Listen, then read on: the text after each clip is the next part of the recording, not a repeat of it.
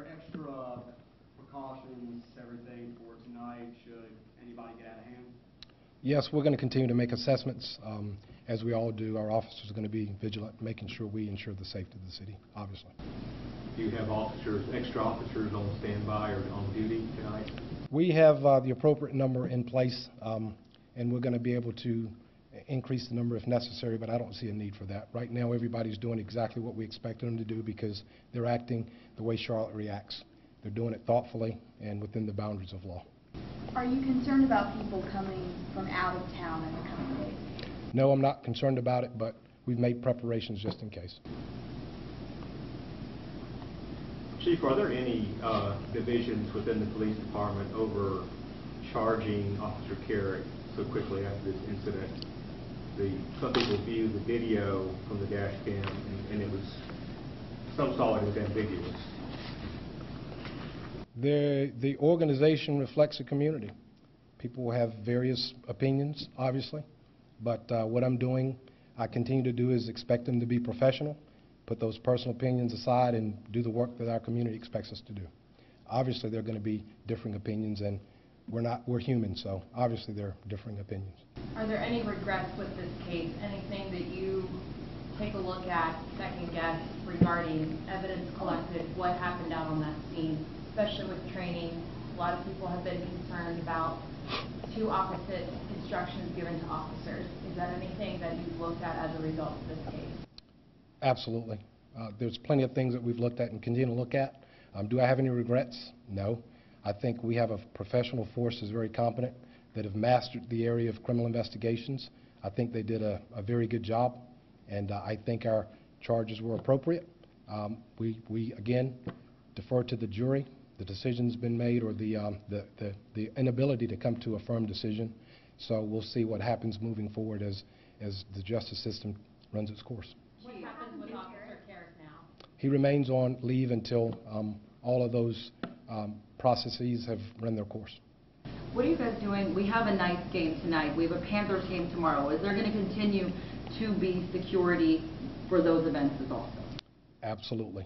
We've made plans. We made traffic plans. We have staffing on and off duty. We're ready to facilitate people who want to come into the city and have a good time and enjoy those events. Absolutely. Could Officer Kerrick have his job back if he wanted it, though? That is not for me to determine. Again, it's up to the courts to decide what happens criminally, and then we have an administrative process that would follow suit.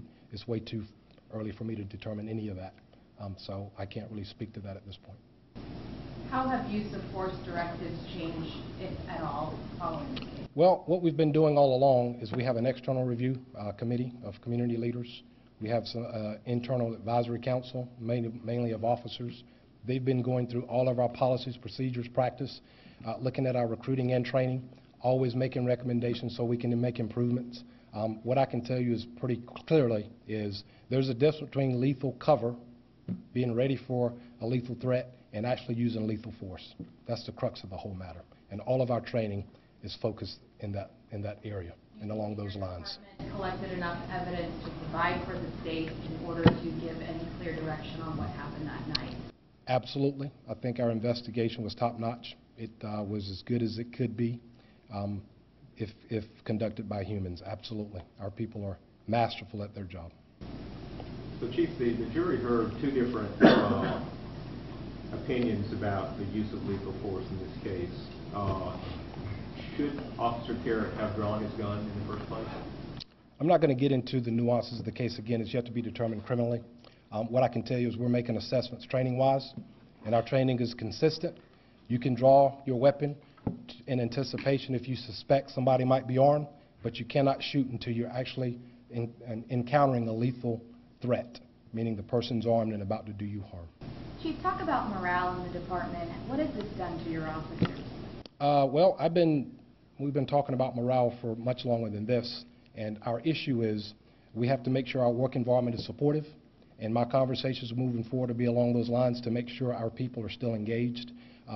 Let's be honest, our officers feel like any officer in the country. They feel under siege sometimes. They feel unsupported sometimes. But what I tell them and what I'm going to have them do is come out and see the community that embraces the work that we try to do every day, and how appreciative they are of those heroic efforts. So I just think it's a matter of perspective. I got to get them to see what I've been seeing in our engagement with the community. And we have other people if you want to ask them questions too. He's doing fine. Any further questions? I have one more. Yes, We ma'am. talked about the use of force directives. Have you had other officers, while this trial was going on, coming on, asking to review those directives? Have you guys gone over them again as this goes on? It was such a central part of this case and kind of a conflicting part due to some of the testimony. Well, I understand that interpretation. There's no conflict in what lethal cover is and what lethal force is. The decision to pull the trigger, you have to encounter lethal force. That's the difference. That's not inconsistent at all. Our expert witnesses testified along those lines and I think made a pretty compelling case. It was clear to me. But as far as reviewing the policies, absolutely. They didn't have to ask, I asked them. And again, just being true to everything I said, it's about bottom to top development. Our officers are the people on the street. My job as a Monday morning quarterback is to do my role to critique and assess. I'm going to do that, but also doing that with them. They've been a part of this from the beginning, and none of that is going to change. Good to go? Thank you very much. Thank you.